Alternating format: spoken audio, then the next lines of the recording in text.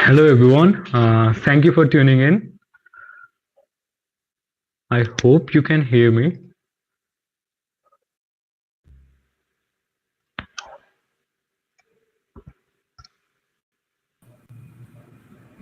Hi. Hi Yuri. Hi, how are you? Yeah, I'm fine. So we are waiting for a few people to join in. So let's wait for 1 minute more and then we can start the session. Sure. Hi, Dennis. How are you?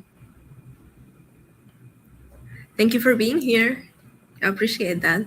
We're gonna learn a lot today, and I'm gonna make it fun. So don't worry about it. Yeah, we have Gayatri, Dennis, and Russell.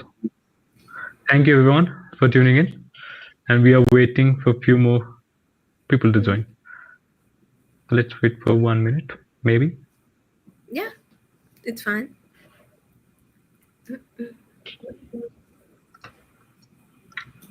This is exciting.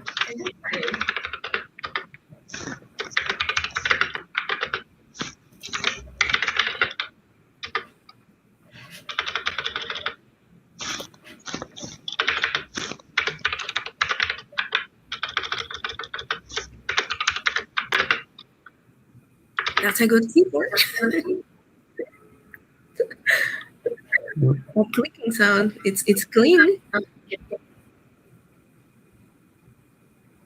Okay. I mean, your signal is a bit lagging, but yeah, I can hear you. But yeah, it's fine Okay. from my side. Okay then. Okay then. I'll start this session then. Yeah. Thank you everyone, and thank you Yuri for joining in this session. This is week 2 and episode 2nd, and we successfully concluded week 1st. We had an overwhelming amount of responses from you guys, so thank you each and every one of you for participating in this Hacktoberfest with a real event. And yeah, the results of your contribution is published. You can definitely check it out on Hacktoberfest with Avial server, and head over to Hacktoberfest with Avial channel, and there is a result. And congratulations to all the participants for joining us and contributing to the content.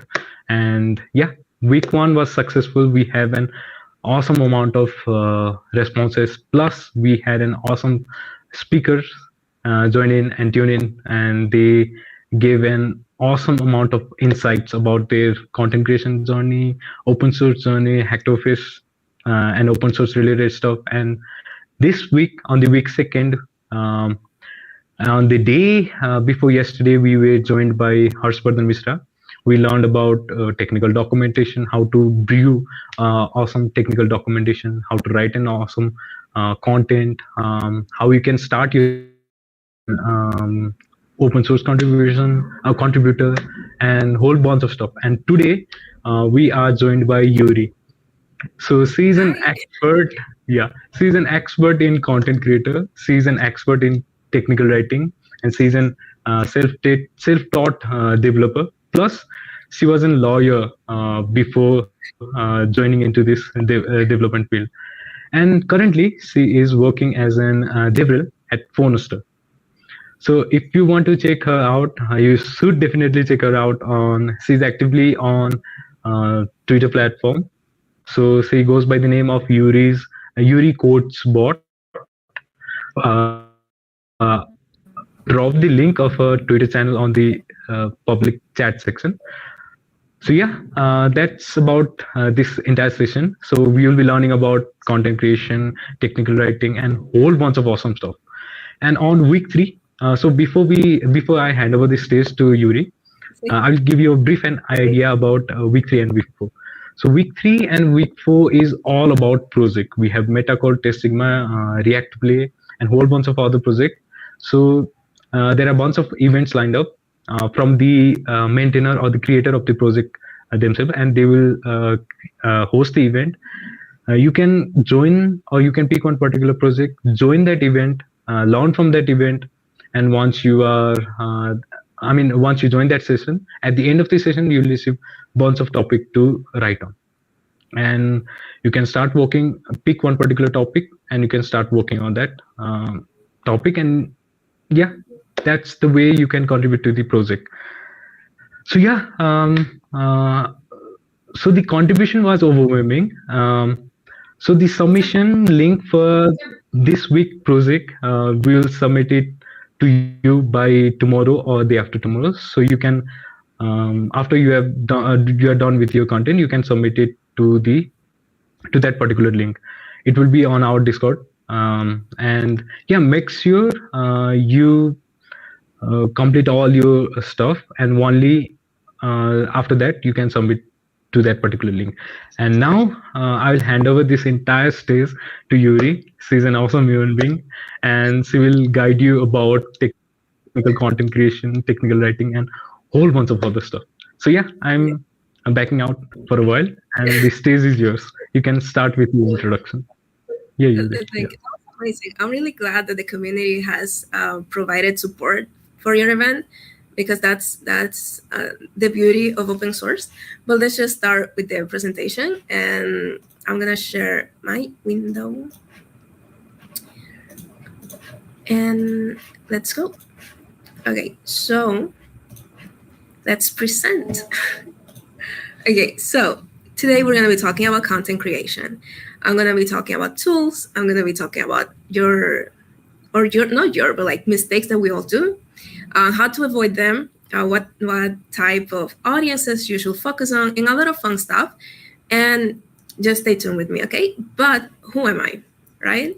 Like my beloved friend said, I used to practice law, and then the pandemic hit, and I decided to switch to developer. I decided to be a self-taught full stack developer. That's what I currently am.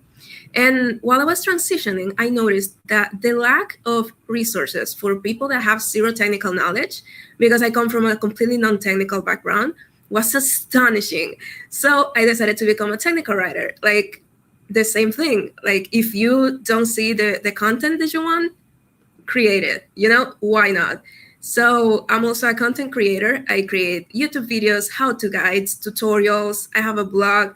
I have a newsletter. I like creating content on Twitter. So I'm really active on those platforms. And I'm also currently working as a developer relations advocate at Funester, which I love. It's an amazing work. So let's start the presentation. Technical content writing. The only purpose of technical writing is to make difficult concepts as easy as possible for the readers. Why?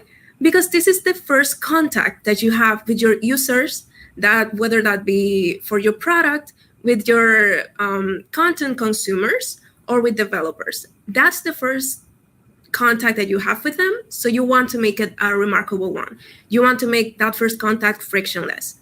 So instead, we see like technical writing thrown around all the time, but we rarely see like specific examples that are not documentation. So I listed a few. You have user guides, you have tutorials, you have case studies. All of this helps make technical writing what it is, and of course, a lot of other stuff.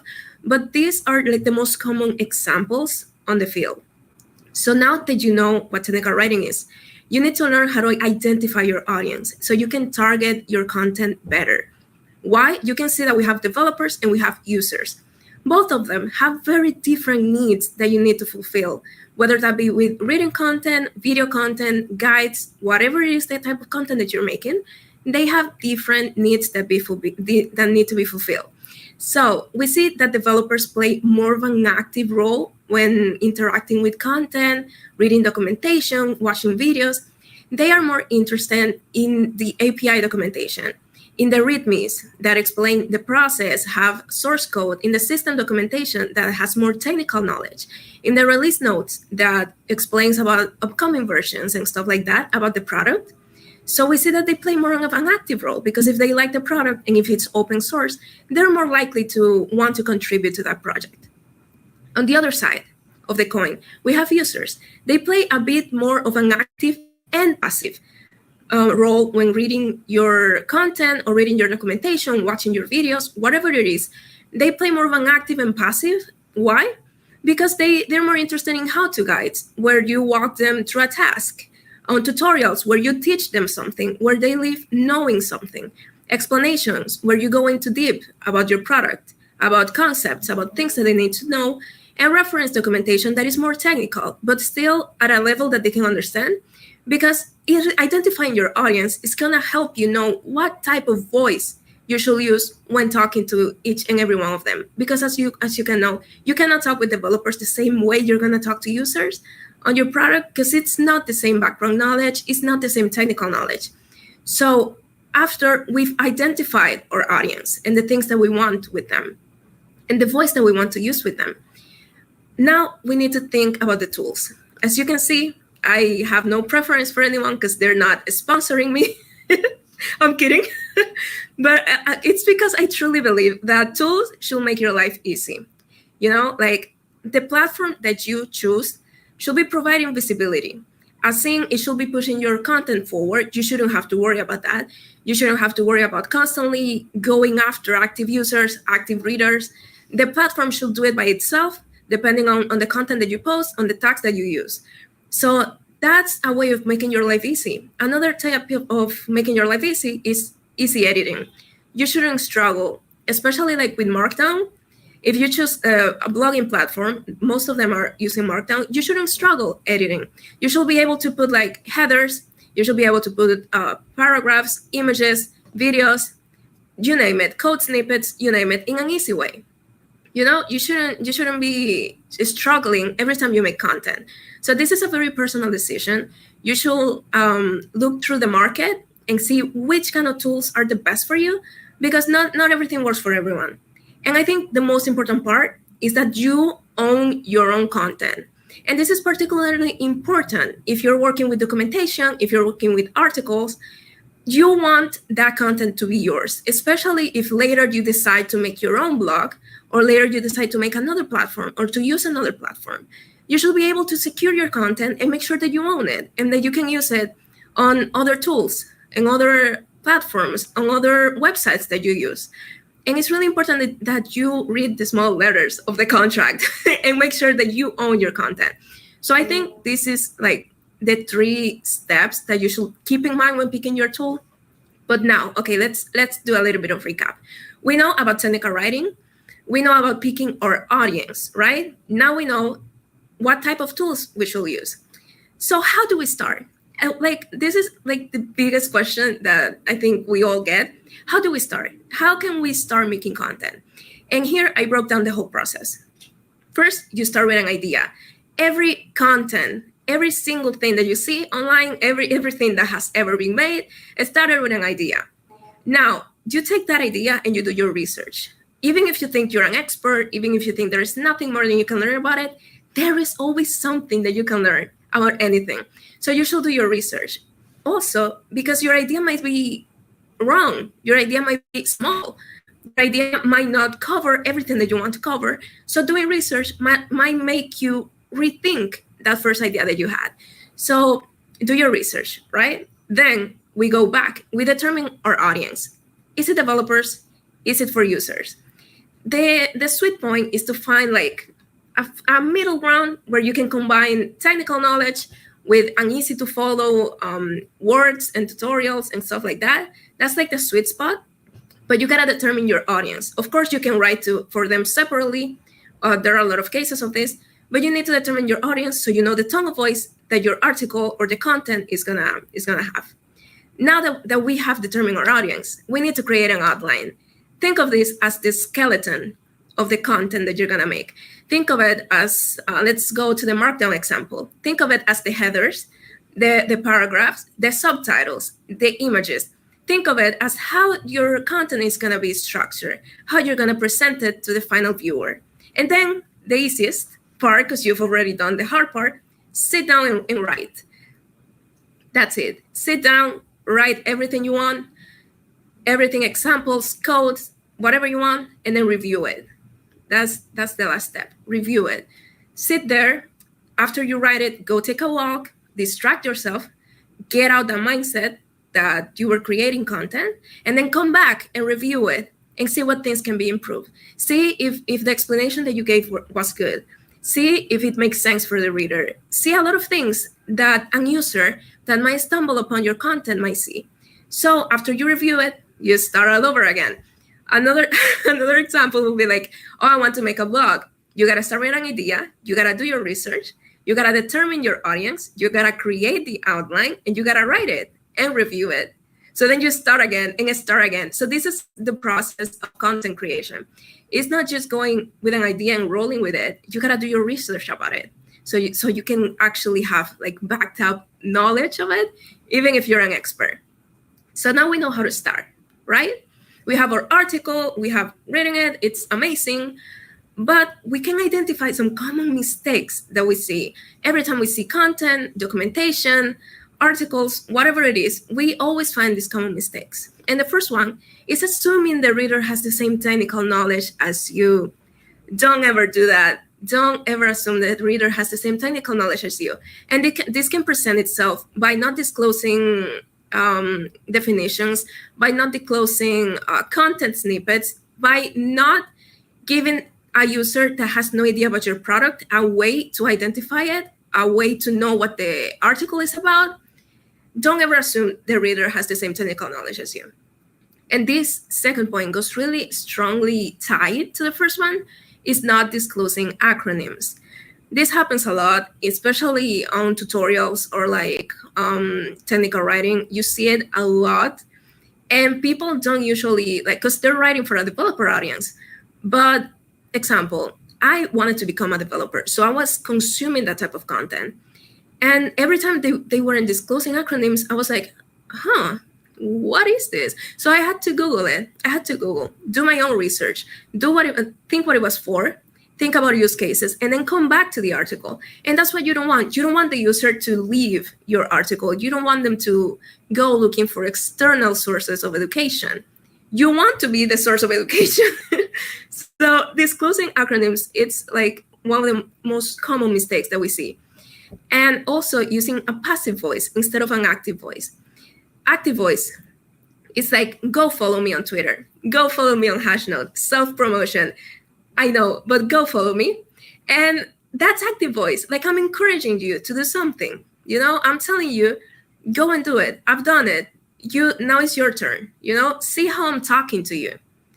Instead of using passive voice, like you should, maybe, you might, that makes sentences a lot more wordy, and that's gonna make the user confused. And the reader. So don't try using passive voice. Use it when necessary, but try to stick with active voice. And now, the last common mistake that we usually see is skipping minor steps you think are a given. And this happens a lot. For example, a product that doesn't disclose how to install the CLI, the command line interface, that doesn't disclose how to actually contribute to their project because they think it's a given. You always gotta think about the user. You gotta think about their backgrounds, the different knowledge that they might have. So it all comes back to the first one. Don't ever assume the reader has the same technical knowledge as you. Try to disclose everything as clear as you can. So now that we've seen the common mistakes, we already have our article, right? We already have it. We have identified our audience. We did like our whole schema of the thing that we want to write, of the content that we want to create. We have seen common mistakes. But how can we improve our content? Because that's what everyone's here for. Like, nobody wants to have bad content outside, So the first tip is to write in simple terms. By this, I mean simple English. You don't need to use overcomplicated terms when addressing an audience. You don't need to be extremely technical. Of course, there are ways that you can be technical and still cater to those audiences that aren't as technical. But you should write in simple terms. You should think of accessibility first, always, every time you're making content. And by writing in simple terms, you make your content more accessible to those that English might be not the first language that they speak. So that's always something good to keep in mind. Also, you should have a style guide. You don't have to do this from scratch. There are a lot of like examples online. You can get inspired by some other style guides that you see out there. But this is going to help the user feel more connected to your content because it's going to follow a simple structure that they're going to be used to. It's going to have the same technical explanations, the same images, the same structure, and it's going to feel familiar for them. Also, like I said, you should always think about the users reading your documentation. Don't ever assume they have the same technical knowledge. Don't ever assume they know how to do what you're doing because you're explaining it to them. You should always be able to debrief every single thing that you're writing about. Of course, that doesn't mean that you're gonna make like a 5 pages long article, but you should be able to give like simple explanations and simple how and why we're doing the things that we're doing. Now think about inclusivity and accessibility. Try to make your content as accessible as possible. By this, I mean, if you're using Markdown, use header tags, use p tags, use image tags, use things that if someone with a screen reader was going through your content, it's easy for them to understand what's going on, what your intent was, and to leave with the same type of knowledge that someone that is not using a screen reader will. Now, you should get also community feedback. This is the best way to improve your content. Of course, I need to clarify, you are not the content that you make. You should detach yourself from the content that you make because you're gonna get bad feedback, and I'm not gonna sugarcoat it. You're gonna get awful feedback, and you gotta know how to separate yourself from your content. Your content is something that you do. It's not you. Even, it doesn't matter how long it took you, it doesn't matter how invested you were, it's not you.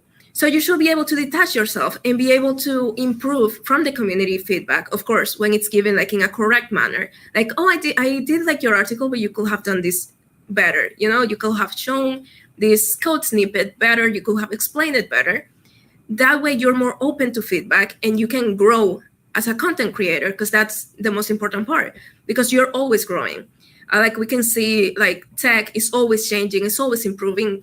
So are we. So are we people working in tech. So are the users. So are the products. So you need to be able to get feedback and adapt to it. And now, consistency and adaptability. Like I said, you need to adapt to the feedback. You need to adapt to the changes. But all of this that I've said on all the other slides means nothing if you're not consistent. Trust me, if you're not consistent, it doesn't matter what type of advice or who is giving you the advice, it's not gonna work. You gotta be consistent. You gotta pick a platform. You gotta be there. If you have troubles managing your time, if you have issues like with things that you have to do, and of course we all have lives, we all have responsibilities. We don't want to be like creating content 24/7 because it gets tiring. You can burn out. There are tools online that you can use to schedule content to send out at different times. There are a lot of tools online. You should check that out. But consistency is what's ultimately going to make you improve your content. Consistency and feedback, that's all you need. You need to be there and present yourself. You got to say, this is my voice. I have something to say. This is my content. This is what I'm making. You know, even if you see, because I see like something that holds back a lot of people from making content is that they see the content that they want to make already. As in, I post, let's say, an article. Somebody here wants to create an article on the same topic and they don't because I've already written one. No, I want you to write that. Why? Because you have a different voice. You have a different type of addressing topics than I do. And everyone does. That's why I encourage everyone to create content. Even if you see like a lot of content on HTML, people are going to consume your content because of the way you explain it, because of the way you connect with people, because of how good your examples are, how good your projects are, you know? So you should never feel discouraged because you see other people creating the content that you want to see. You should take that as an inspiration and be like, oh, look, they're writing about that. So like, that means like I'm on the right track. So just go out there, create your content and just start.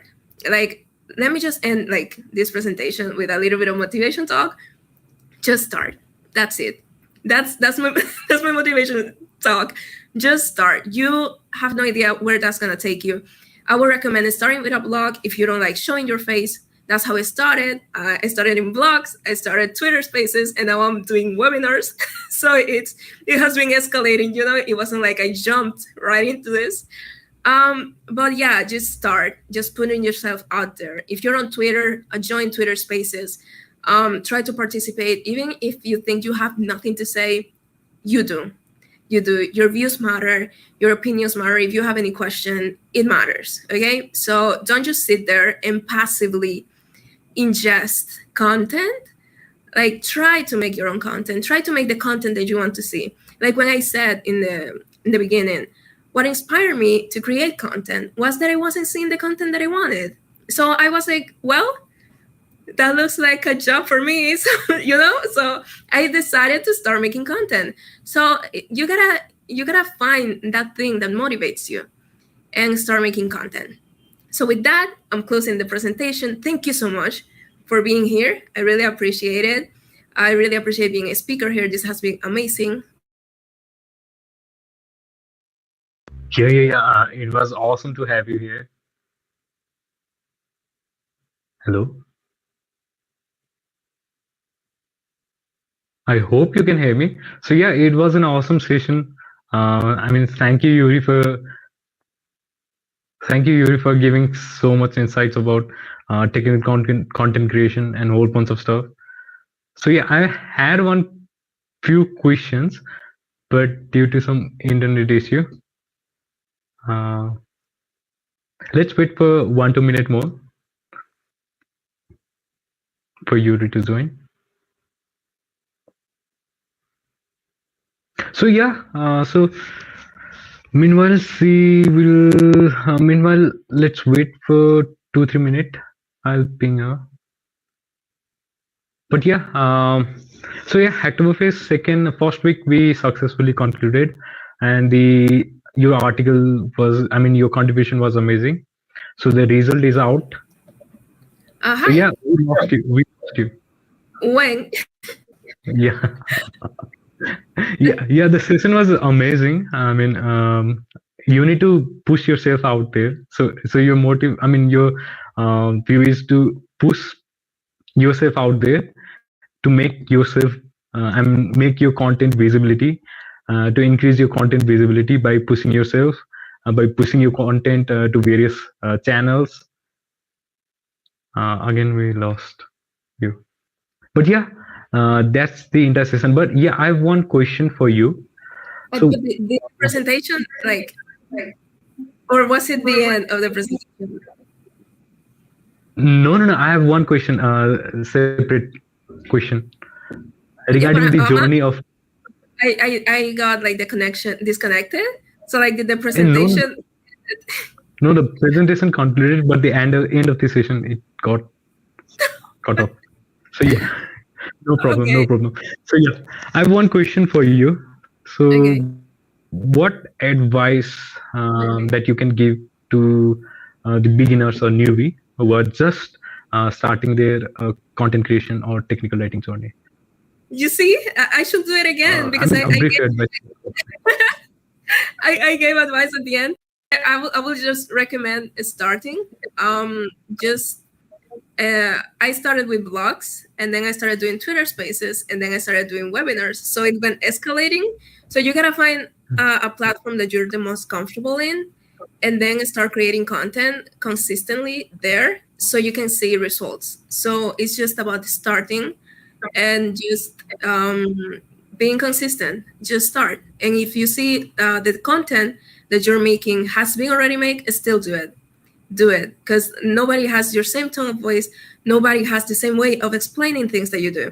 So I will just say, just do it, just start, and worry about like the feedback and the stuff later.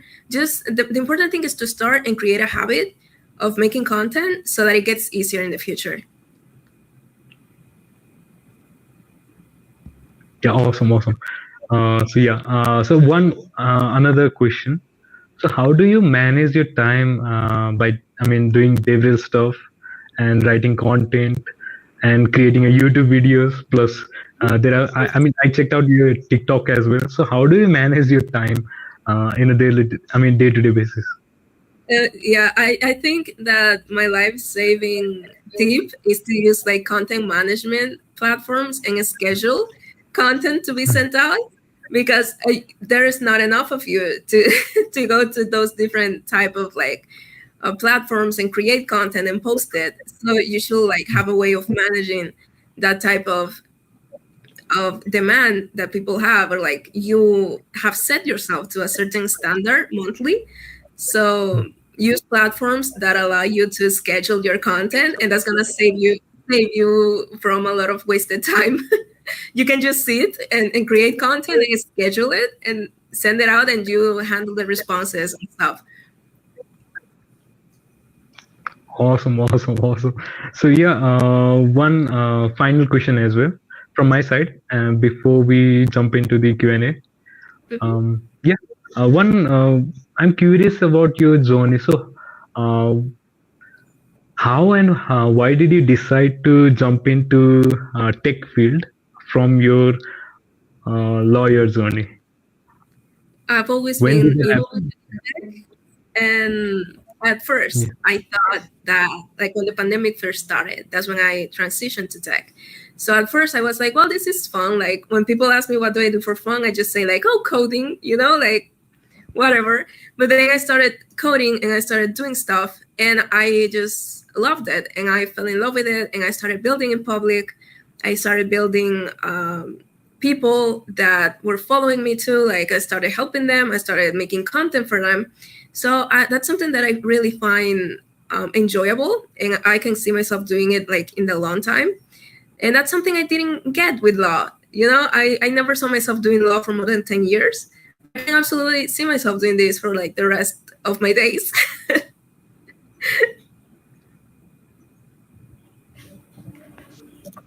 Yeah. Yeah. Awesome. Okay. One final question from my side. One last.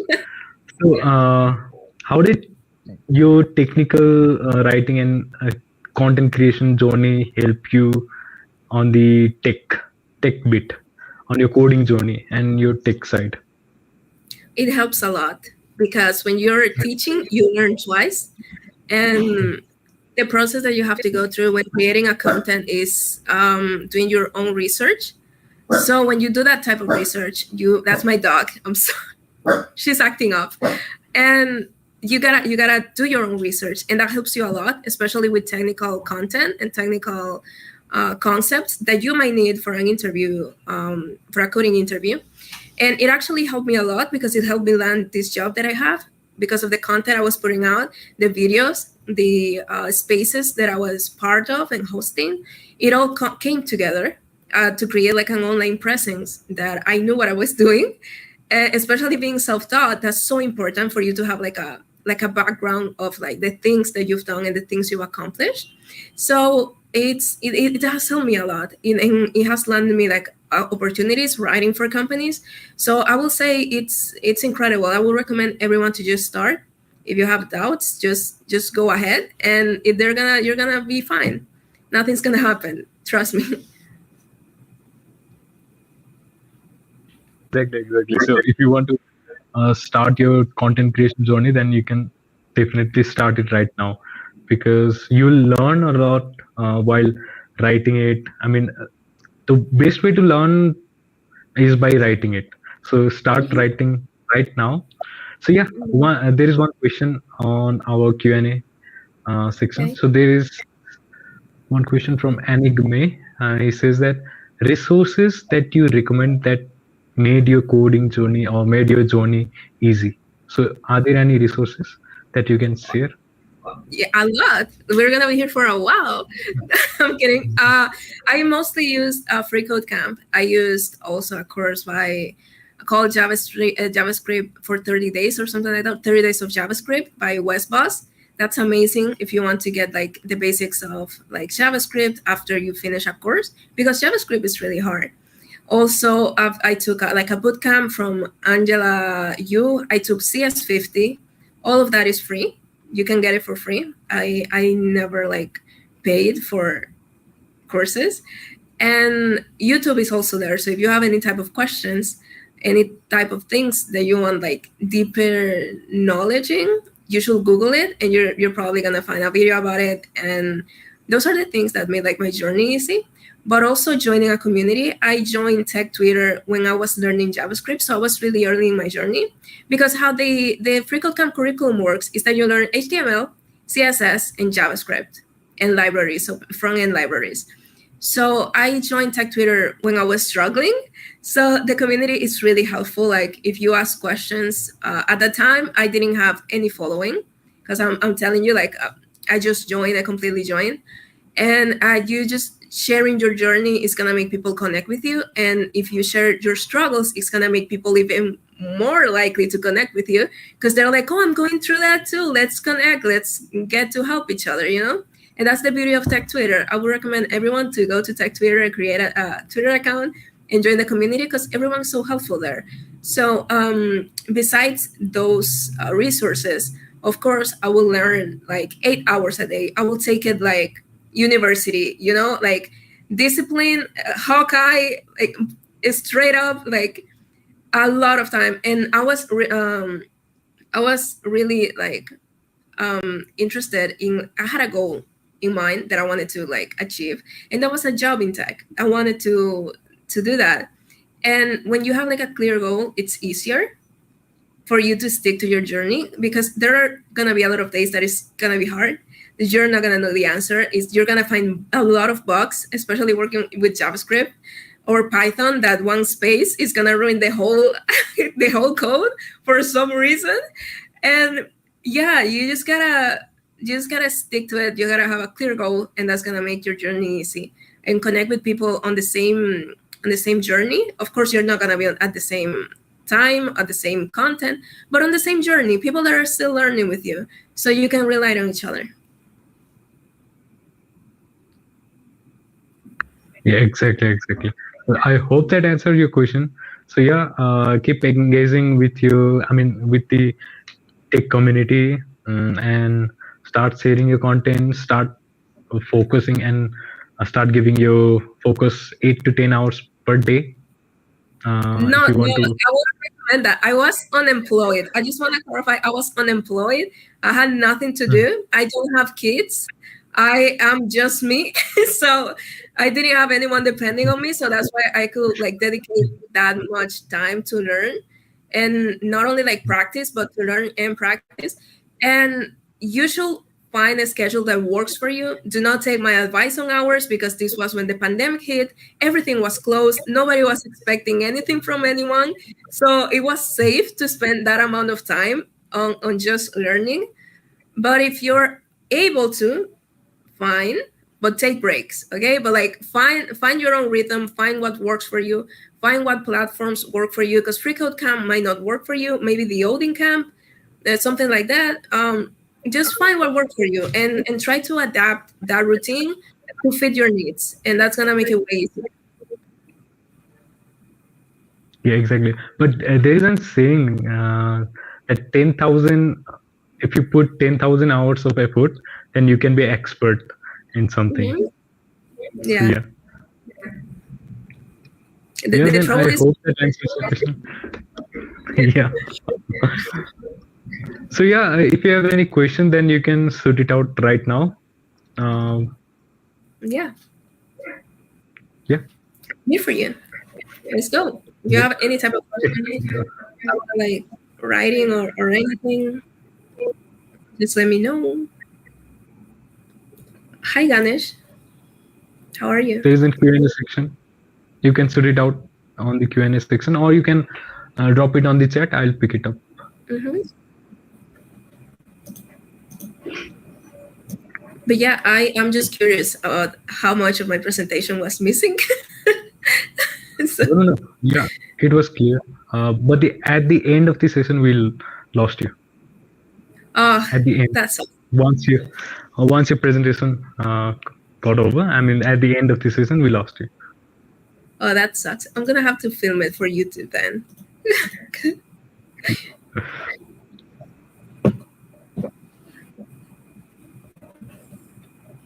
I've really enjoyed being here today. Thank you so much for having me. No, thank you so much for joining us. I mean, making this session even more brighter. Hacktoberfest with a view. And yeah. Then I hope there is no any question. Then we can end this session maybe. Sure. I don't see any question. Let's wait for 1-2 minutes more. Then we can end.